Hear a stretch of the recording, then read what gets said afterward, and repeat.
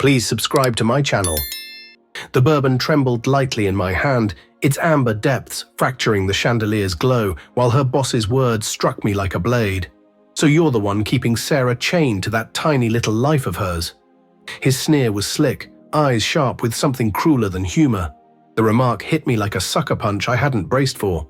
The ballroom buzzed around me, glasses clinking, forced laughter, polished conversation, but suddenly it felt smaller, air thick and tight. Across the room, Sarah stood in her red dress, radiating among the muted suits, laughing easily with a colleague. She hadn't heard him, or maybe she had. I forced my lips into a semblance of a smile while my jaw ached. "Chained, that's a new one," I muttered under my breath. My heart thumped in a slow, heavy rhythm that clashed with the band's brisk jazz. Richard moved closer, cologne sharp and suffocating, his voice low and mocking. "Look at her, she shines here. And you, a teacher? She could have so much more." His words were more than insults. They were taunts spoken with the confidence of a man certain he knew the truth. I turned back to Sarah. Her eyes met mine briefly, lips curving into a hesitant smile that never reached her eyes. Something had been off for months. That fleeting look confirmed it. The party pulsed on in the hotel, dripping with wealth. Gleaming marble floors, gilded trim, silent servers threading through the crowd with trays of canapes. Everyone here felt at home, except me. I had never fit among Sarah's colleagues, with their bespoke suits and watches worth more than my annual salary. She had begged me over breakfast to come, gentle, insistent. "It's important, David, please." I had told myself she only wanted me to understand her world, to bridge the gap between her career and our quiet suburban life. But Richard's words echoed in my mind, and doubt crept in. Had she really said I was holding her back? I took a sip of bourbon. The burn steadied me briefly, but my thoughts unraveled. Late nights at the office, her phone left face down, her touch in bed reduced to a tired sigh. I'd blamed stress, promotions, deadlines. But Richard's smirk lodged itself deep, impossible to dislodge. I crossed the floor towards Sarah, deliberate steps.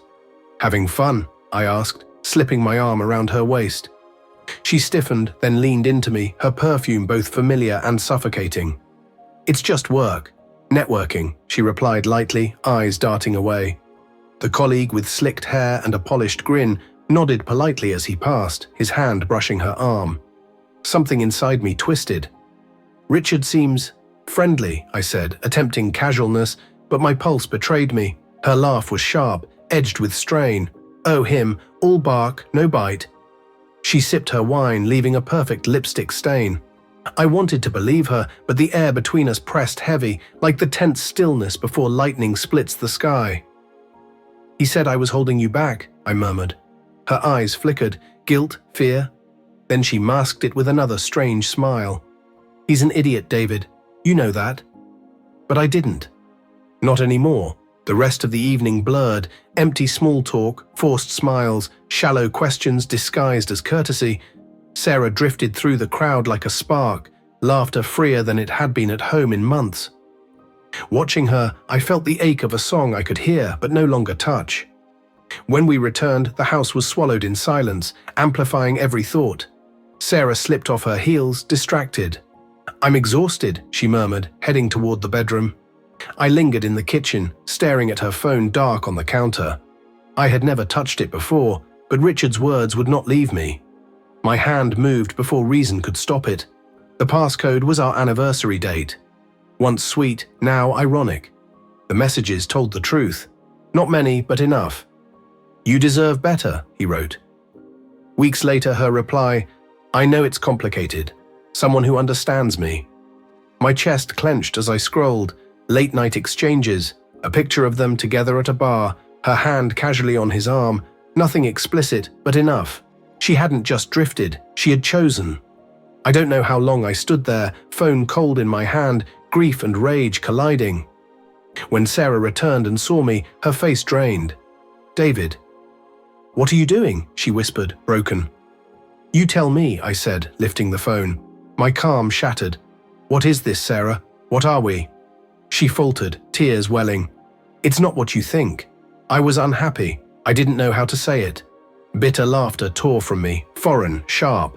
10 years and you couldn't tell me? The kitchen walls closed in with her silence. She didn't deny it, didn't fight, just cried quietly, her guilt pressing against me. All I could ask, "Why?" Her answer was merciless. "Because you're safe, David, and I wanted more." Memories, mornings with her head on my chest, promises whispered, dreams built together, all crumbled. I walked out, night air biting, her sobs fading behind me. Richard's smirk flashed in my mind, but it wasn't him I hated most. It was her. It was me for never seeing it sooner. The street stretched empty, the stars cold and indifferent. And as I walked, I realized the truth. The man who loved her, who built his life around her, no longer existed.